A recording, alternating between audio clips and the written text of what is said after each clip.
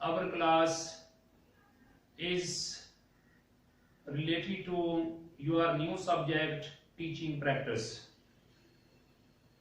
I think that you have already learned a lot about this topic, but I would also like to share some important things and realities and areas of teaching practice with you. This is our first lecture of teaching practice, and I would like to say you that I will convey you the 5 lectures in this regard, because it is another separate subject and this subject is also very important for you. And I think that because you are not students but you are our trainee teachers, if you are a student of M education, if you are a student of B.Ed, then you must remember that you are trainee teachers. आप लोग trainee teachers हैं। इस ज़िमन में मैं आपसे कुछ चीजें share करना चाहता हूं कि जो ट्रेनी टीचर होता है या ये जो टीचिंग प्रैक्टिस है ये क्यों जरूरी है। आप लोग ये अच्छे तरीके से जानते हैं कि नॉलेज 2 तरह का है, एक जिसे थ्योरी कहते हैं और एक जिसे प्रैक्टिकल कहते हैं। Theoretical plus practical knowledge is equal to skill, is equal to competency, is equal to practice, is equal to trainee teachers, best teachers. अगर इनको मैं सिंपल अल्फाज में बयान करूं, I would rather say you that कि अगर आप लोग थ्योरी भी पढ़े हैं, प्रैक्टिकल भी किया है, तो आपके पास स्किल मौजूद है, और अगर आप सिर्फ थ्योरी पढ़े हैं, प्रैक्टिकल नहीं किया, यू आर नॉट कंप्लीट। तो इसलिए ये बात आपके जहन में होनी चाहिए कि जो प्रैक्टिकल वर्क है, practice makes a man perfect, जो प्रैक्टिकल वर्क है, this is very important for you to boost up your skill. अब आप लोग सोच रहे होंगे कि स्किल क्या है। इसकी मैं मिसाल आपके सामने ये शेयर करना चाहूंगा कि जो स्किल होती है SKILL skill, you can see on the white board, SKILL skill, जिसको कहा जाता है महारत। But I tell you that I am not satisfied with the meaning of महारत। इट इज मोर देन महारत। महारत से भी आगे जहान है, महारत से भी आगे इसका मीनिंग है। अब वो मीनिंग क्या है वो 1-2 एग्जांपल मैं आपके सामने शेयर करूंगा। Then I strongly hope that you will be comprehend whatever I want to tell you. Example इसकी ये है बच्चों कि यहां पे अगर कंप्यूटर पड़ा हुआ है और मैं आपको ये कहता हूं ये कंप्यूटर है, this is a computer, it has two types of tools. फिर मैं आपको कहता हूं जी कि ये इसका कीबोर्ड है, ये इसका मॉनिटर है, ये इसका सीपीयू है, ये इसका मदरबोर्ड है, ये माउस है, और ये इसका स्पीकर है, और ये इसका कीबोर्ड वगैरह वगैरह वगैरह वगैरह। जब मैं आपको मुकम्मल इंट्रोडक्शन करा देता हूं और इवन के आप इतना इंट्रोडक्शन कर लेते हैं कि मैं आपको इनपुट आउटपुट यूनिट्स के बारे में बता देता हूं, आपको पता चल जाता है। मैं हार्डवेयर सॉफ्टवेयर के बारे में बता देता हूं, आपको पता चल जाता है। उसके जो बॉडी पार्ट्स हैं उन सब का मैं इंट्रोडक्शन बता देता हूं, आपको सब पता चल जाता है। और आपको इतना अच्छा पता चल जाता है कि you can write in the examination and can get good marks. आप वो सारे का सारा अगर पेपर में आ जाता है तो आप लिख सकते हैं और आपके अच्छे नंबर भी आ सकते हैं। यहां तक आप मेरी बात को जरा गौर से समझिएगा। एक कंप्यूटर के हवाले से आपने मुकम्मल जान लिया कि ये कंप्यूटर है, ये इसका मॉनिटर है, इसका ये फंक्शन है, ये कीबोर्ड है, इसका ये फंक्शन है, ये इसका माउस है, इसका ये फंक्शन है, और ये इसका सीपीयू है, इसका ये फंक्शन है, ये हार्ड डिस्क है, इसका ये फंक्शन है, इसकी ये रैम है, इसका ये फंक्शन है, रैम क्या है, रैंडम एक्सेस मेमोरी क्या होती है, ये भी आपको पता है। एवरी चीज, everything, everything you will be aware about the body parts of the computer. अब ये सारा कुछ जानने के बावजूद, आंसर में ये सब कुछ जानने के बावजूद मुझे ये बताएं कि मैं आपको बोलूं कि ये कंप्यूटर है, आप इसके बारे में सारा कुछ जानते हैं, मुझे चला के दिखाएं, would you be able to operate it well, would you be able to run it well? क्या आप उसे चला लेंगे? क्या आप उसके ऊपर काम करना शुरू कर देंगे? क्या आप तेजी के साथ लिखना शुरू कर देंगे? इसका यकीनन जवाब है वो नहीं, ना में है। इसका यकीनन जवाब है वो नो में है। इसका यकीनन जवाब जो है वो हाँ में नहीं है। क्यों नहीं है? भी मैंने तो कंप्यूटर के बारे में सारा कुछ आपको बताया हुआ है। चलिए मैं इसके हवाले से एक और आपको मिसाल देता हूँ। एक यहाँ पे हम कार को खड़ा करते हैं, मैं आपको उस कार के बारे में मुकम्मल इंट्रोडक्शन बता देता हूँ। मैं बता देता हूँ ये इसका एक्सीलेटर है, ये इसकी ब्रेक है, ये इसके गियर्स हैं, ये इसका यानी कि फला पार्ट है, ये इसका इंजन है, और ये इसका मिसाल के तौर पर ये है कि जो भी उसका इंट्रोडक्शन है वो मुकम्मल तौर पे मैं आपको करा देता हूँ। उसके एक्सीलेटर के बारे में आपको पता चलता है, ब्रेक के बारे में पता चल जाता है, गियर के बारे में पता चल जाता है, हैंडल के हर चीज के बारे में आपको पता चल जाता है। उसके बाद मैं आपको कहता हूँ ये पकड़े चाबी और जाके कार के ऊपर बैठ के इसको चलाएं, तो would you be able to operate it well? क्या उसको आप आराम से चलाना आप चला सकेंगे? भी आपका जवाब नहीं में क्यों है? मुझे पता है कि आप जवाब में बोलेंगे नहीं सर हम नहीं चला सकते। भी क्यों नहीं चला सकते? भी कार का इंट्रोडक्शन तो मैंने करा दिया, कंप्यूटर का मैंने इंट्रोडक्शन करा दिया, then what is the reason behind this phenomena that you can not drive them? क्यों नहीं आप इन्हें चला सकते? तो यकीनन आपका जवाब ये है कि सर हमें इनके बारे में मालूमात तो है लेकिन हमारे पास प्रैक्टिस नहीं है कि हम इनको चला सके। तो बच्चों इसी प्रैक्टिस के हवाले से मैंने आज आपसे बात करनी है। वो प्रैक्टिस क्या होती है? Basically that practice is called skill. यानी कि ये जो स्किल है, ये जो प्रैक्टिकल वर्क है, ये बेसिकली आपके अंदर वो महारत पैदा करता है कि जिसके जरिए से आप कंप्यूटर को भी चला सकते हैं और जिसके जरिए से आप कार को भी चला सकते हैं। सिर्फ थ्योरेटिकल नॉलेज काफी नहीं होता, सिर्फ जो थियरी होती है ये काफी नहीं होती। थ्योरी के साथ आप जब तक प्रैक्टिकल नहीं करेंगे उस वक्त तक आप कॉम्पिटेंट नहीं हो सकते। और आपकी कॉम्पिटेंसी के लिए ये ही जो सब्जेक्ट है टीचिंग प्रैक्टिस, वो कि आपने ये पढ़ा हुआ है, लेकिन इसके अंदर जो आपने काम करना होता है, जो मैनुअल वर्क करना होता है, वो ये है कि आपने क्लास में जाके पढ़ाना होता है। जब कोई भी टीचर किसी क्लास के अंदर जाता है तो वो क्लास के अंदर ऐसे नहीं चला जाता। क्लास के अंदर जाने के लिए ऐसे टीचर क्लास में नहीं चला जाता। जो अच्छा एक टीचर होता है वो पहले घर से प्लानिंग करके आता है कि मैंने क्लास में जाके क्या पढ़ाना है। जब तक आपके ज़हन में पढ़ाने से भी पहले एक वो स्टेप ये सोचता है, पढ़ाने से पहले भी एक स्टेप वो ये सोचता है कि मैंने पढ़ाना क्या है, मेरा मकसद क्या है, मेरा ऑब्जेक्टिव क्या है, मेरा मिसाल के तौर पर क्या मकसद है जो कि मैंने जाके बच्चों को पढ़ाना है। क्योंकि जब तक मकसद का तयन नहीं आप लोग करेंगे उस वक्त तक आप क्लास में जाके पढ़ा नहीं सकेंगे, आप उस वक्त तक लेसन प्लानिंग नहीं कर सकेंगे। आज का सबसे बड़ा अलमिया ये है कि अगर लोगों से ये पूछा जाए कि लेसन प्लानिंग और टीचर डायरी में क्या फर्क होता है, तो लोग दोनों चीजों को मद्देनजर कर देते हैं और किसी को ये पता नहीं होता कि टीचर डायरी बेसिकली क्या है और लेसन प्लानिंग क्या है।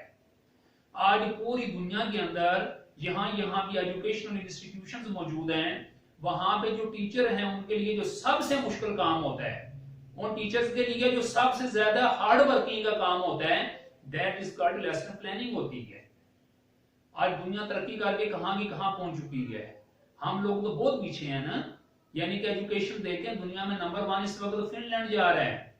फिनलैंड के अंदर जाके जरा देखें, सेकंड पे जापान पे जाके देखें, सिंगापुर में जाके देखें, आप यूरोप के अंदर जाके देखें कि वहां पर जो टीचर है उसको कितना काम करना पड़ता है और वो जब क्लास में आता है तो कितनी तैयारी के साथ क्लास में आता है। और आज हम जो लोग हैं वो बस जो पुराना एक फरसुदा निजाम है, जो पुराना एक तरीका है, उसी के अंदर हम लोग फंसे हुए हैं।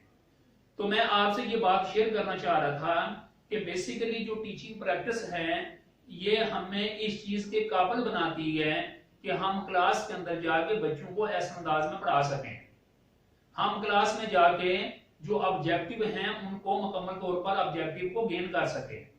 हम वो जो ऑब्जेक्टिव्स हैं वो इस हद तक हम गेन करें कि जो बच्चे हैं वो मिसाल के तौर पर कोई बच्चा पीछे न रह जाए, हमारा जो एजुकेशनल प्लान है वो तमाम बच्चों तक पहुंच जाए।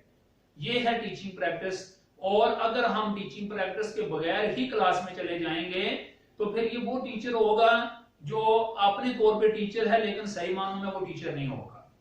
सही मानों में टीचिंग के लिए और इस शोबा से इंसाफ करने के लिए, बच्चों के साथ इंसाफ करने के लिए, अपनी जात के साथ इंसाफ करने के लिए जब तक आप लोग यानी कि सही तरीके से तैयारी नहीं करेंगे उस वक्त तक आप क्लासरूम में कभी भी सही नहीं पढ़ा सकेंगे। टीचर सबसे बड़ा जज होता है, टीचर सबसे बड़े एक जमीर का नाम होता है, और जब तक ये अपने आप को जज की हैसियत में नहीं लेगा, अपने आप को चेक नहीं करेगा, खुद फैसला नहीं करेगा कि मैं कौन सा काम ठीक कर रहा हूं, कौन सा गलत कर रहा हूं, मेरी वजह से किसी बच्चे को नुकसान तो नहीं हो रहा, मेरी वजह से क्लास के अंदर मोनोपोलाइजेशन तो नहीं हो रही, मेरी वजह से जो क्लास है वो डिस्टर्ब तो नहीं हो रही, जब तक वो खुद अपना जज नहीं बनेगा उस वक्त तक वो सही मानों में सही टीचर नहीं बन सकता।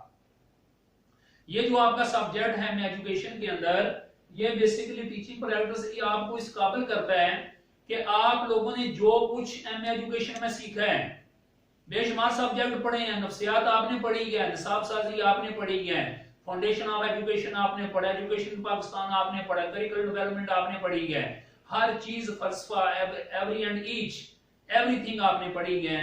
लेकिन इस पढ़ने का जो प्रैक्टिकल एप्लीकेशन है, इनका जो एप्लीकेशन है उसी वक्त सही हो सकेगा जिस वक्त आप टीचिंग प्रैक्टिस जो है इसको अच्छे तरीके से समझेंगे और इसके ऊपर अमल करेंगे। अगर आप इसके ऊपर अमल नहीं करेंगे तो फिर ये याद रखना मेरी बात कि you are not going to जज yourself with a gold mirror. इसका मतलब है कि फिर आप अपने साथ इंसाफ नहीं कर रहे, फिर आप अपने साथ इंसाफ नहीं कर रहे। लिहाजा इंसाफ का तकाजा ये है कि आप लोग ये जो टीचिंग प्रैक्टिस है इसको सीखें और उसके बाद फिर आपने अंदर स्किल पैदा करें। आपको पता होना चाहिए कि जो टीचर डायरी है और लेसन प्लानिंग है ये क्या होती है, आपको पता होना चाहिए ऑब्जेक्टिव्स क्या होते हैं, पता होना चाहिए स्पेसिफिक ऑब्जेक्टिव्स क्या होते हैं और जर्नल ऑब्जेक्टिव्स क्या होते हैं। आपको पता होना चाहिए कि क्लास के अंदर जब आपने बच्चों को पढ़ाना है तो वो कौन कौन से स्टेप्स हैं जो कि आपको पता होना चाहिए, यानी जो स्टेप्स हैं वो आपको पता होना चाहिए।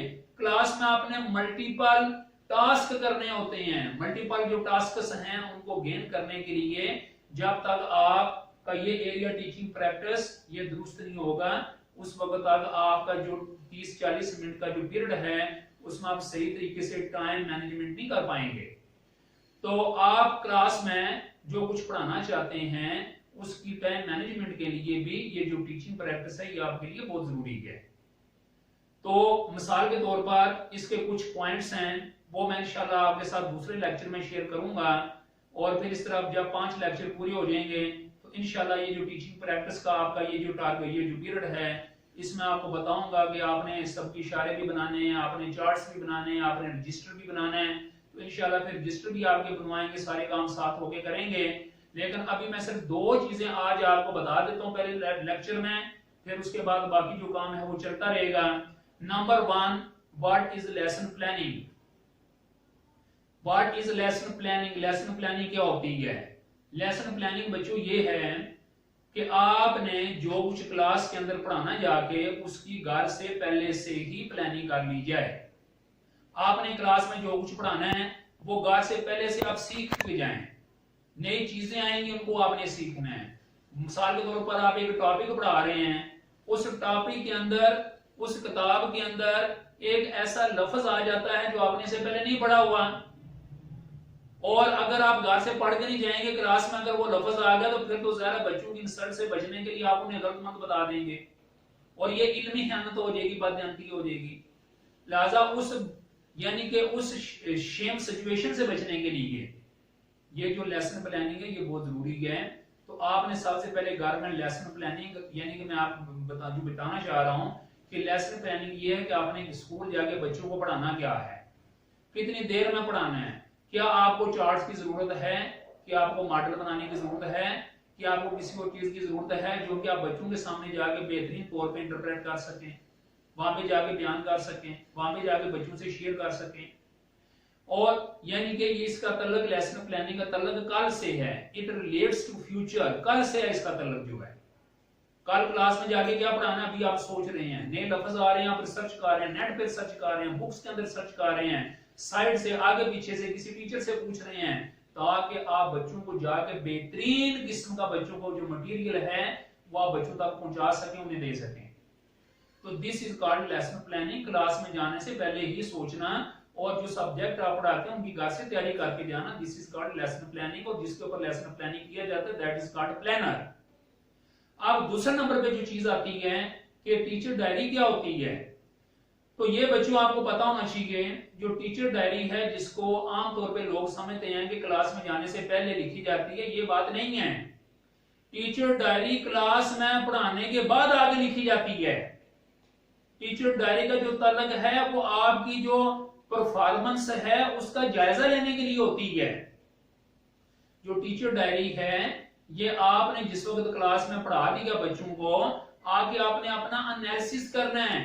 It is your self accountability, ये आपका अपना मुहासबा होता है कि आपने क्लास के अंदर जो टारगेट लेके गए थे उसके मुताबिक आपने पढ़ाया कि नहीं पढ़ाया। जो कुछ आप पढ़ाना चाहते थे वो आप टाइम मैनेजमेंट के अंदर पढ़ा सके कि नहीं पढ़ा सके। कहीं क्लास के अंदर कोई इंसिडेंट, कोई इवेंट तो नहीं हो गया, कोई वाकया तो नहीं हो गया जिसकी वजह से आप नहीं पढ़ा सके। यानी कि इसका मतलब है कि आपने अपनी पढ़ाई का जायजा लेना है, और अगर बीच में कोई कमी रह गई है उस कमी को मेकअप करने के लिए आपने दोबारा लेसन प्लानिंग में उस बात को शामिल करना है। बात ये होता है कि आप घर से ये प्लान करके जाते हैं कि क्लास में हमने जाके ये पढ़ाना है बच्चों को, और 10 मिनट में हमने ये करना है, 5 मिनट में ये, 10 मिनट में ये, आपने पूरी टाइम मैनेजमेंट की होती है। टाइम के हिसाब से क्लास में ऐसा कोई अनहोनी वाकया हो जाता है जिसकी वजह से आपकी सारी मैनेजमेंट खराब हो जाती है। कोई बच्चा जो है वहां पे वॉमिटिंग कर देता है, कोई बच्चा वहां पे लड़ पड़ता है, किसी बच्चे ने गाली गलौज कर दी होती है, कोई बच्चा बेहोश हो जाता है, कोई बच्चा और कोई मिसकंडक्ट करता है जिसकी वजह से आपका जो टाइम है वहां पे अर्ज हो जाता है। तो आपने फिर दोबारा इसको जायजा लेना है, इसको रीशेड्यूल करना है। दोबारा जायजा लेने के बाद, अपनी असेसमेंट करने के बाद जो चीज क्लास के अंदर कमी रह जाती है वो आपने डायरी में लिखनी है, और फिर घर आके जब अगले दिन के लिए आपने प्लानिंग करनी है तो उस चीज को उसके अंदर शामिल कर लेना है। मुझे कभी उम्मीद है कि आज का जो पहला लेक्चर है जो कि टीचिंग प्रैक्टिस के हवाले से था, ये आपको पसंद आया होगा इंशाल्लाह। और एक एक बात को समझें, एक एक बात को और से सुने, एक एक बात पे अमल करें। ये जो चीजें मैं आपके साथ शेयर कर रहा हूं they are very helpful for you. आप कल के टीचर हैं, मुस्तकबिल के टीचर हैं, इस कौम का सरमाया हैं, आपको ये स्किल सीखनी चाहिए। ये ना हो कि क्लास के अंदर जाएं और आपको पता ही ना हो कि हमने क्या पढ़ाना है, कैसे पढ़ाना है, कैसे खड़ा होना है, क्लास के अंदर बच्चों को एंगेज कैसे करना है। बच्चों को मतलब ये है कि एंगेज करने में उनको बैठाना कैसे है, उनकी कैसे वहां पे हमने मिसाल के तौर पर उनको एवेल्युएट करना है, अपने क्लास को मैनेजमेंट कैसे बेहतर करना है। बात ये होता है कि कमजोर नजर वाले बच्चे को लोगों ने पीछे बैठाया होता है, उसको हालांकि आगे बैठना चाहिए। बात लंबे कद वाला बच्चा आगे बैठा होता है, उसे पीछे बैठना चाहिए। तो इस तरह की जो चीजें हैं ये आप लोग उसी वक्त सीख सकते हैं जिस वक्त आप ये टीचिंग प्रैक्टिस के अंदर माहिर होते हैं। तो इंशाल्लाह आइंदा जो भी लेक्चर होगा जो बाकी उसमें मैं आपको बताऊंगा कि आपने अपनी लेसन प्लानिंग कैसे करनी है, और ताकि आपको ये पता चल जाए कि जो टीचिंग प्रैक्टिस है बेसिकली इसका असल मकसद क्या है। Thank you very much. आज पहला लेक्चर था, कल इंशाल्लाह दोबारा इस पे लेक्चर होगा और लेक्चर नंबर 2। तो इस तरह 5 लेक्चर होंगे जिसमें आपको मुकम्मल टीचिंग प्रैक्टिस के हवाले से कंप्रीहेंशन हो जाएगी। Thank you very much. Allah Hafiz.